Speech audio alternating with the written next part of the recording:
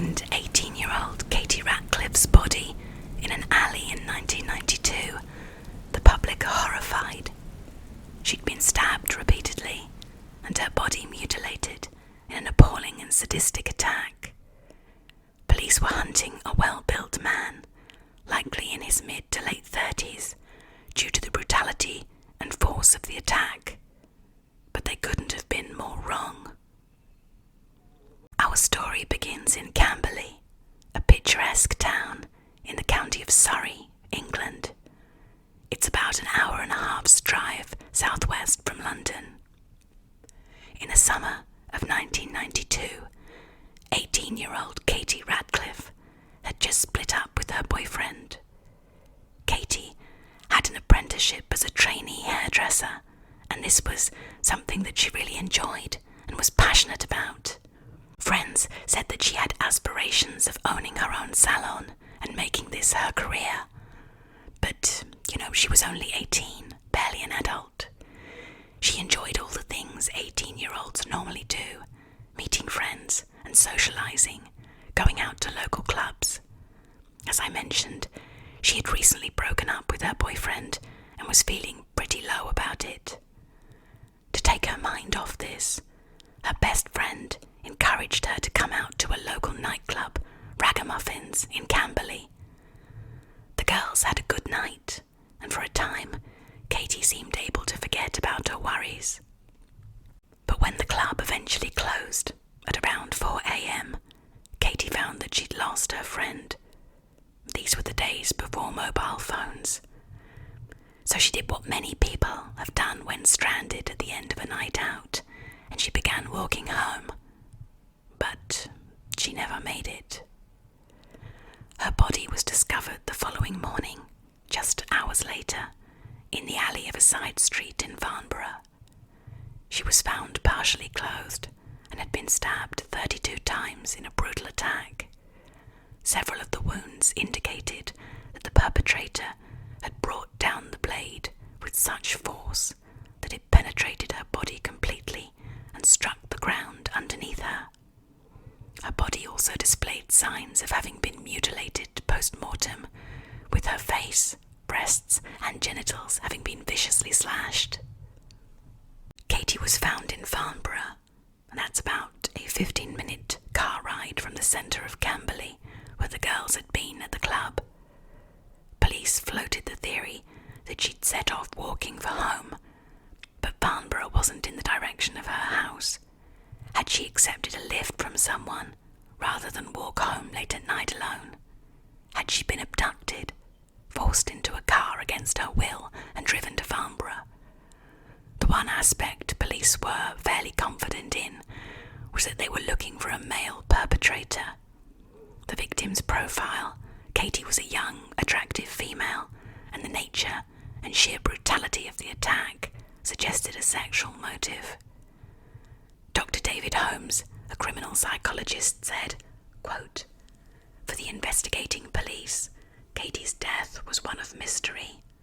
However, the primary evidence, the frenzied attack, the sexuality of the attack would point to a male, perhaps in their 30s, someone who's physically capable of dragging Katie to her final resting place." To that effect, police constructed a profile of the suspect and began by visiting the nightclub and launching several public appeals for information. There was little to no CCTV, and a few leads that they did uncover didn't produce anything. The case was to remain open for 2 years, until an event in 1994. On June 7th, emergency services received a panicked phone call from Collingwood College, a secondary school in Camberley. One student, 14-year-old Sharon Carr, had just stabbed a fellow classmate with a knife. She had lured the girl, a pupil named Anne-Marie, into the toilets during break time, and following a scuffle, had plunged a 4-inch blade into her back, penetrating her lung in the process. The victim was transferred to hospital and made a full recovery. However, she suffered from complications and severe PTSD for many, many years. Anne-Marie told police that Carr had asked her to come into the toilet block with her because she wanted her to help find a £1 coin that she had lost in there. Sharon's reputation preceded her. She was known through the school as being an aggressive young woman, a bully, and someone you didn't cross.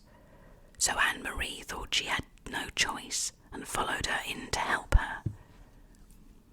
Immediately upon entering the room, Sharon pushed her to the floor, pulled the knife from her satchel, and stood over Anne-Marie, passing the knife from hand to hand and grinning down at her. When Anne-Marie attempted to crawl away, Sharon pushed her back down and stabbed her in the back.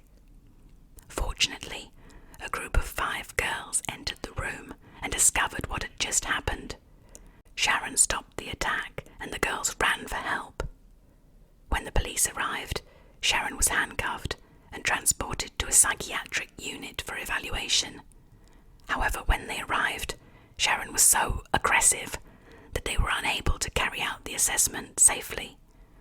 She attacked 2 members of staff and tried to strangle them, which forced them to have her arrested and taken to a young offenders institute where she could be monitored securely.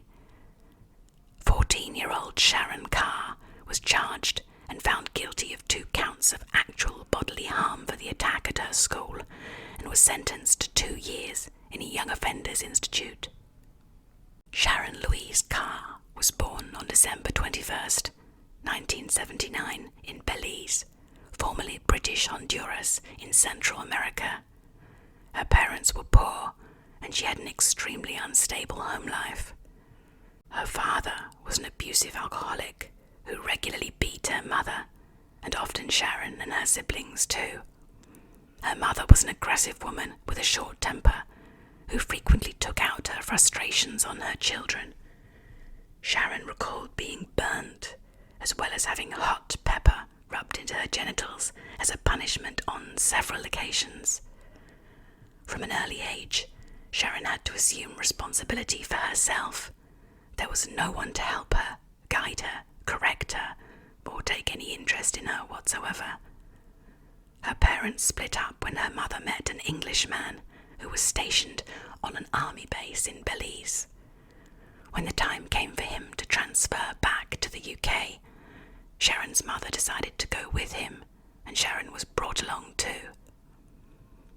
Initially, Sharon was excited. Life in England was in stark contrast from the poverty-stricken world she'd grown up in Belize. She had a house, she had a school, she'd even settled in and made some friends. But conversely, as she gained in confidence and began to feel more settled, she started to play up in class, misbehaving, throwing things, disrespecting the teacher and her peers. She seemed to be testing, really pushing the boundaries. To make matters worse, she fell in with a crowd of kids that hung around on a rough estate near her home. They were known as troublemakers and were a really bad influence on the 11-year-old girl. She was suddenly shoplifting, vandalizing property, buying drugs, selling drugs, and it was said that by age 11, she was smoking cannabis every day. She started carrying weapons, knives around with her. She would take them to school in her school bag. A year after they arrived in Britain, Sharon's stepfather decided that he'd had enough and wanted to divorce Sharon's mother. Sharon recalled later witnessing them getting into a disagreement and then seeing her mother, unprovoked, but in a fit of rage, tip a pan of boiling hot oil over her stepfather's head, leaving him in excruciating pain and with very serious burns. Sharon herself said she wasn't shocked or scared. She didn't even move when it happened. She just stood there, watching. You see, for her, this level of violence was normal. She grew up seeing horrendous abuse, her father beating her mother, and then her mother physically abusing the children. She was very much stuck in this cycle, and of course this goes some way towards explaining, not excusing, excusing but explaining why she behaved how she behaved. Also, around this time, Sharon became very interested in voodoo. Her mother was a practitioner and told her about her own beliefs and rituals that she followed. Sharon was keen to learn because she understood voodoo to be a way of gaining power and control over people. Carr delighted in torturing cats and dogs. Neighbourhood pets frequently went missing, and the police found dozens of animal corpses, some decapitated, on a common near her home following her arrest. Back in 1994, 14-year-old Sharon is spending 2 years in the Young Offenders Institute for the attack at her school on Anne-Marie. During her stay, she is fairly well behaved because there's this incentive. She wants to be released after the 2 years are up. But it turns out she also has a big mouth. Nearing the end of her stay, she let slip to several people, including a prison guard, that she hadn't just knifed Anne-Marie. She didn't directly claim responsibility for anything, but she dropped enough hints and was specific enough that investigators took notice. They quickly made the connection between what Sharon was alluding to and the unsolved Katie Rackliff case and began to delve deeper. It turned out Sharon knew several key pieces of information that hadn't been released publicly. So detectives arrested her and brought her in for questioning, hoping that she would confess to something. As luck would have it, she was incredibly open. She talked for hours and hours, giving police a full account of what happened that night in 1992 and assuming responsibility for the murder of Katie. She admitted to stealing her bracelet before fleeing the scene, something that had never been revealed to the media or public, so police were confident that she was telling the truth. Her initial version of events stated that on the evening of the 6th of June 1992, she was driving around in a car with 2 men, friends of hers, but not teenagers, adult males, until the early hours of the morning. Just a reminder, she was 12 years old. At 4 a.m, most of the clubs in Camberley had shut, and there were drunk people waiting outside, queuing for taxis, making their way home.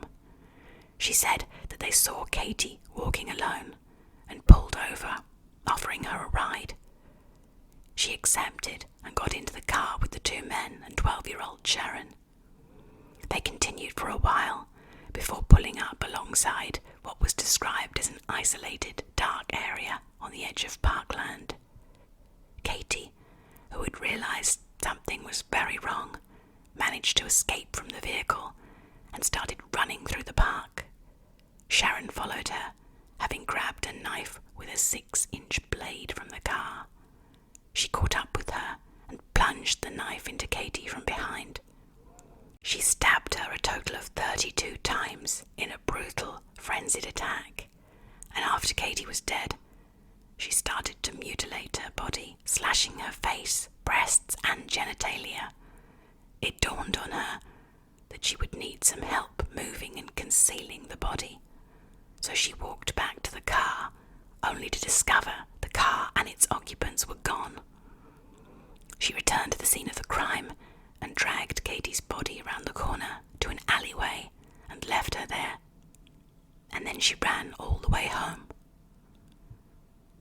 Sharon gave the names of the men in the car, who were also questioned and then subsequently released without charge. This confession allowed police to get a warrant to search Sharon's home, and there they found her diary. It was incriminating, to say the least. It was full of disturbing writing and images, talked about aspects of Katie's murder and about her future intentions to commit more crimes. She mentioned how proud she was for killing K.R. She said, quote, "I was born to be a killer.